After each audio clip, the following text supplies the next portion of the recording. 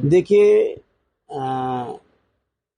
पिछले कई दिनों से इस बात की चर्चा थी उनके परिवार द्वारा, और ये बात केवल चर्चा तक नहीं थी। उनके परिवार के लोगों ने माननीय न्यायालय में भी इस बात को कहा कि उनको स्लो पॉइजन दिया जा रहा है, और लगातार उनका परिवार इस प्रयास में था कि उनका बेहतर इलाज हो सके। लेकिन आप सोचिए और कल्पना करिए, सीधे आईसीयू से ले जाके जेल में वापस कर देना बिना किसी मरीज को स्वस्थ हुए। तो सरकार की नीयत में तो शंका न होने का कोई सवाल ही नहीं है। 100% सरकार के द्वारा इस तरह की घटनाओं को किया जा रहा है। और आज बड़ा दुर्भाग्य है कि उत्तर प्रदेश के अंदर सबसे ज़्यादा कस्टोडियल डेथ अगर कहीं है तो हमारे उत्तर प्रदेश में है।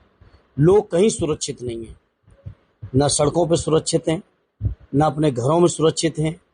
जेल को लोग सुरक्षित स्थान मानते थे, अब जेलों में भी लोग सुरक्षित नहीं हैं।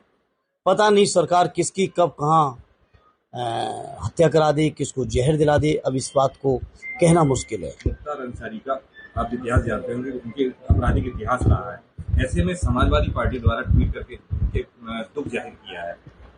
देखिए, जहाँ तक किसी भी व्यक्ति का आपराधिक अगर कोई इतिहास है, कोई केस है, मुकदमे हैं, उस सभी चीज़ों के लिए हमारे संविधान में व्यवस्था है माननीय न्यायालय की। और माननीय न्यायालय का फैसला देश के सरकार के लिए, देश के हर नागरिक के लिए स्वीकार है और स्वीकार हुआ है। लेकिन किसी भी सरकार को यह हक और अधिकार नहीं है कि किसी व्यक्ति की जान ले सके। वे अगर दोषी हैं तो कानून में प्रावधान है उन दोषों के। दुनिया में जितने तरीके के अपराध हैं, हर अपराध का सजा कानून में उसके प्रावधान है, न्यायिक प्रक्रिया है। उस प्रक्रिया से गुजरना चाहिए था कि सरकार ही लगी अकेले किसी की भी हत्या करा देगी, किसी को भी जहर दे देगी, किसी को भी कहीं भी मरवा देगी। क्या ये काम सरकार का है? सरकार का काम है हर व्यक्ति की सुरक्षा करना और न्यायालय के फैसले का पालन करना। परिवार कह रहा है कि इसमें अंसारी जी की मौत पे षड्यंत्र रचा गया, उनको स्लो पॉइजन दिया जा रहा है। समाजवादी पार्टी क्या ऐसी संभावना जताती, क्या ऐसा भी हो रहा है कस्टोडियल में? देखिए, कुछ भी हो सकता है। सरकार क्या करेगी इस बात का, अब आप किसी भी बात को ये ना मानिए कि सरकार ये नहीं कर सकती है। क्या कस्टोडियल रहते हुए, कस्टडी में रहते हुए हत्याएं नहीं हुई इसी प्रदेश के अंदर? क्या जेल के अंदर हत्याएं नहीं हुई इसी प्रदेश के अंदर? और ये जो कोई नई घटना नहीं है, उनको जो बीमार थे या नहीं थे या क्या था, ये तो जांच का विषय है। लेकिन पिछले कई दिनों से क्या ये बात बाहर नहीं आ रही थी?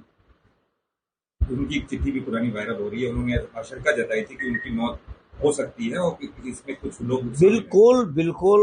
और अगर कोई बात ना होती, कोई जानकारी पुख्ता ना होती, तो इस तरह की चीजें मैं नहीं समझता कोई जेल में रह के इन बातों को स्टंट करेगा अपने जीवन को लेकर।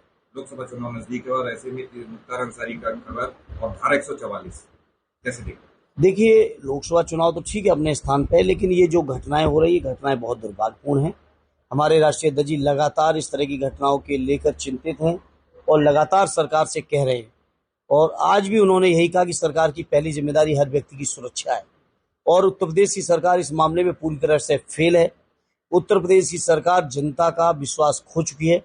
उत्तर प्रदेश की सरकार कानून की जितने प्रावधान, उन प्रावधानों में जो हक हैं सरकार चलाने के, वो हक पूरी तरह से खो चुके हैं नैतिक तौर पे। लेकिन उत्तर प्रदेश की चूंकि सरकार ही अनैतिक है, नैतिक तो है नहीं, और नैतिकता से उनका दूर दूर तक कोई वास्ता नहीं है, इसलिए वो बेशर्मी हो रही है। भैया, लगातार सीटों को लेकर मंथन किया जा रहा है। कहीं किसी की टिकट कट रही है तो कहीं किसी को समाजवादी पार्टी दे रही है। कई सीटें ऐसी हैं जहां तक अभी प्रत्याशी घोषित नहीं हो पाए हैं। क्या इसका? देखिए, काफ़ी सीटों पे हो चुके हैं, कुछ सीटें बाकी ज़रूर हैं। उनके छठे सातवें चरण की सीटें हैं।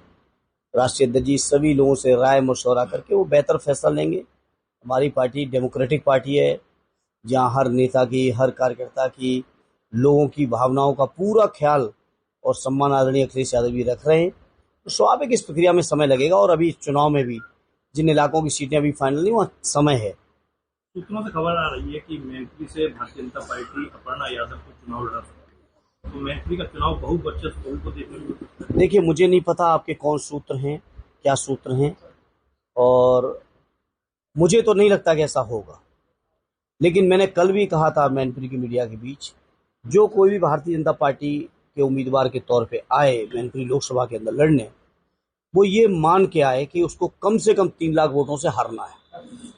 उससे ज़्यादा हो सकता है, उससे कम नहीं होगा। कम से कम वर्ड शब्द इस्तेमाल कर रहा हूँ।